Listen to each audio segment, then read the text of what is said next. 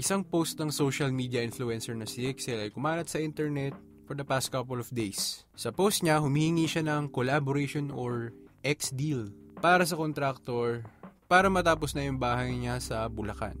Of course, madami naging violent reaction sa comment section, no? Pero teka lang, baka naman knee-jerk reaction lang to. Tignan natin kung saan nanggaling si Excel. Baka may punto siya, baka mali din talaga siya. At tignan natin kung ano yung best scenario na sana nangyari. X-deal o no deal? Nung una ko nakita yung post, vague yung details niya, no? Kaya hindi ako nag-conclude kaagad. I would want to know more. Ano ba ibig sabihin niya sa collaboration at sa X-deal? Narinig na natin dati yan, di ba? Lalo na sa mga social media influencers. Libreng stay daw sa hotel, po-promote niya sa social media niya. Kaya naintindihan ko yung reaction ng mga tao. Pero teka, let's give the guy the benefit of the doubt. So kung ako yung contractor na kakausap sa kanya, una akong gagawin, research ko muna siya. Hindi ko kasi siya kilala eh.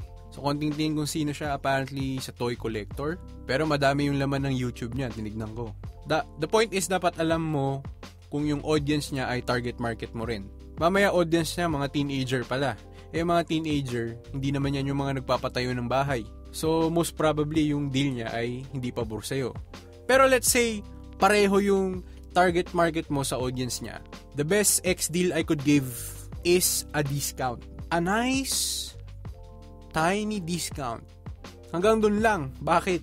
Una, wala akong kasiguraduhan sa sinasabi niya. Sigurado lang tayo na marami siyang following.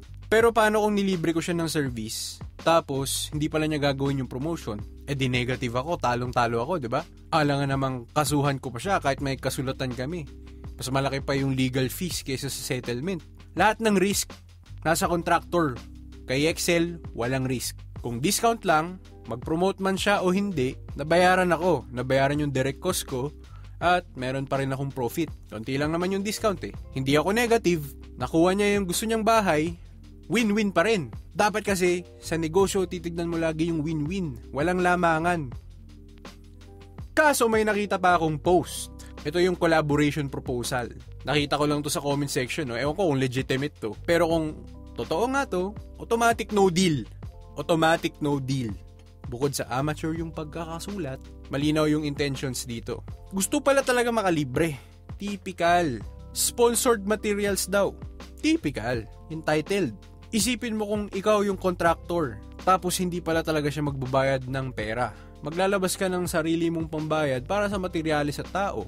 Nakakagago tignan yung book of accounts mo niyan. Kahit sabihin natin na meron kang nakatabing pera na gagamitin mo for your marketing, tapos pareho lang naman yung pera na yun tsaka yung cost ng project niya, di sana binuhos mo na lang yun doon sa tunay na marketing effort mo kaysa pang maghihirap ka pa, maglalabas ka pa ng resources. Talong-talo ka doon kung ikaw yung contractor, nilalamangan ka. Ang problema, meron pa ring maaakit dito eh. Ang tunay na professional hindi maaakit sa X-deal yan. Anyway, malungkot lang na may papatol dyan dahil lang sa possible exposure sa millions of followers niya. Pero ang pinaka-nakakainis dito, para sa akin, bukod sa mga sinabi ko, na gagayahin to ng ibang influencer. Di na to bago eh, hindi na rin to katapusan. Naging entitled na kasi mga influencer, akala nila nakakataas sila. Okay lang naman maging influencer basta maging good influence. Ito sana yung nangyari, no? Ito sana yung ginawa ni Excel. Sana naghanap siya ng contractor at binayaran niya ng tama at nag-offer siya na i-promote yung company. O diba ang ganda? Simple lang pero ang ganda. Nagtrabaho yung contractor, nabayaran siya ng tama, natapos yung bahay ni Excel, ginawa niya ng video yung contractor. Pinagkakitaan niya yung video na yun. Posible magkaroon ng kliyente yung contractor dahil sa video na yun. Posible maging friend si Excel tsaka yung contractor at maging repeat client si Excel dahil sa ginawa ni Excel na pag-promote. Pwedeng kinailangan ulit ni Excel ng contractor sa future at yun yung kukunin niya na contractor. At dahil sa ginawa niyang maganda na pagpo-promote sa contractor, binigyan siya ng contractor ng discount. O kaya, yung contractor mag-refer kay Excel ng mga allied professional kung ano mang kailangan ni Excel na may kinalaman sa bahay niya. Diba? Ganda, diba? Kunwari pa siya hindi nang lalamang eh. Pero kung talagang hindi siya nang lalamang, ganito yung ginawa niya sana. Now, hindi ko siya tinitira at ang kanyang pagkatao. I-criticize ko yung post niya at yung ugali na ang social influencer ay pwede na agad mag-X-deal. No? Bilang influencer, responsibility niya mag-spread ng positive influence. So my message is, para sa mga influencers, you're not that special. Pay what you owe. Para sa mga nagpapagawa ng bahay, pay your contractors and the professionals. Wag man lamang.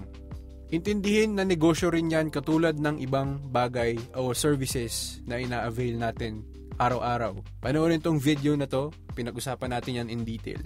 Para naman sa contractors at ibang professionals, fuck the X deal. Know your price, know your worth. Hindi mo kailangan mag-negative na pera para lang sa possible exposure. Hope we can all learn from this. Paalam.